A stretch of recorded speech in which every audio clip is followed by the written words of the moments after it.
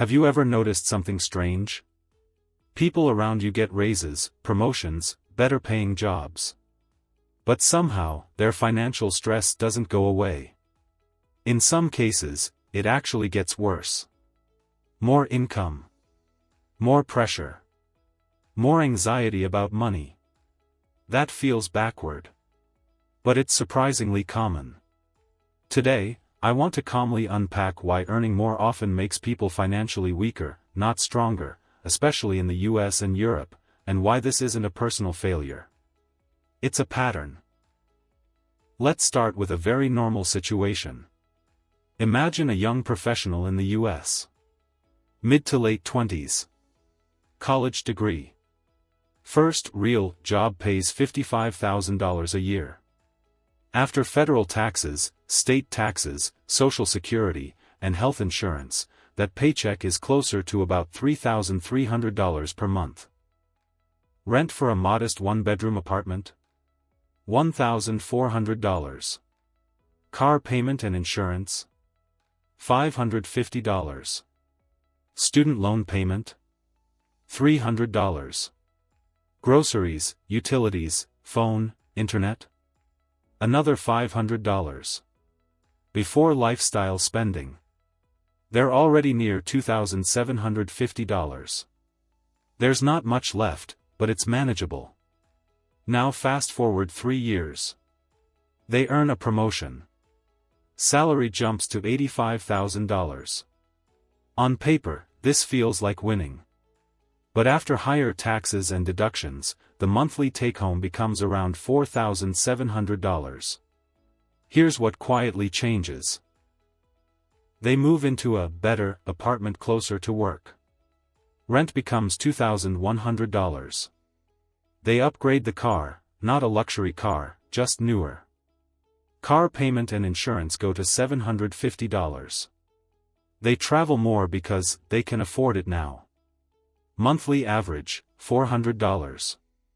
Streaming subscriptions, better gym, nicer clothes, eating out.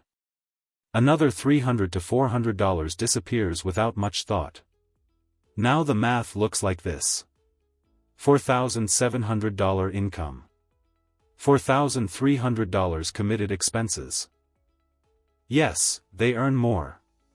But they're one unexpected expense away from stress again. This is the core issue. Earning more doesn't automatically improve financial strength. It often increases financial fragility. Why? Because modern financial systems quietly reward consumption, not stability.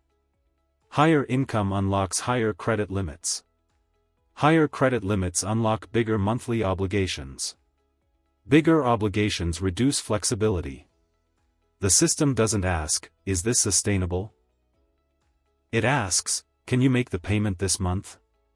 That's a very low bar. Let's look at the math more closely.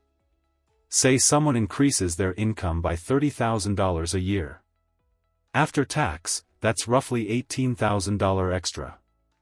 If just $1,200 per month of that goes toward lifestyle upgrades, rent, car, subscriptions, travel, that's $14,400 gone. What looked like a huge income jump quietly turns into a small margin. And margins matter more than income. Financial strength is not about how much you earn. It's about how much room you have to breathe. Now here's the uncomfortable part. Most people don't consciously choose this. It's psychological. Humans adjust quickly to new income levels. What once felt like a luxury becomes the new normal. There's also social pressure. In the US and Europe, income signals status. Better job, better lifestyle, visible proof of progress. Driving the same old car after a promotion feels like falling behind, even if it's financially smarter. There's also a subtle fear. What if I don't enjoy my money now? So people lock future income into fixed monthly costs. That's where weakness creeps in. Because fixed costs don't care about layoffs. They don't care about burnout. They don't care about recessions. They just keep coming. Over time, this creates a dangerous illusion. Someone earning $90,000 can feel poorer than someone earning $50,000, simply because their financial system is tighter.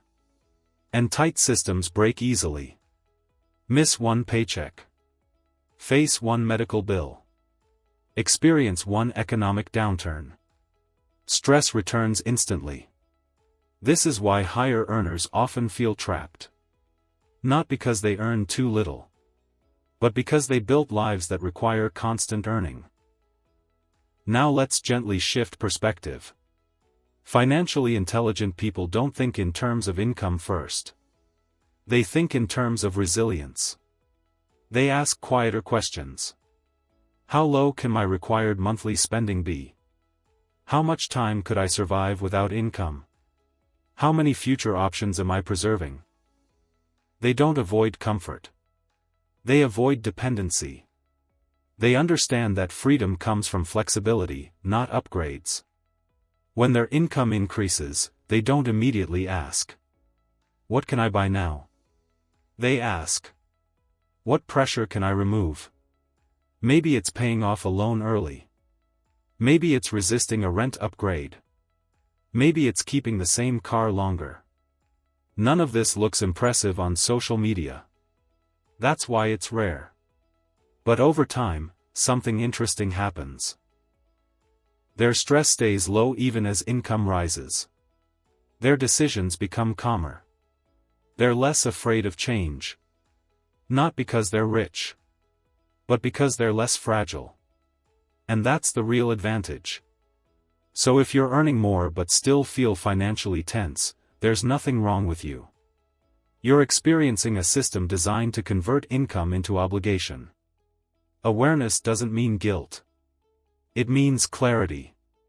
And clarity is where real financial strength begins.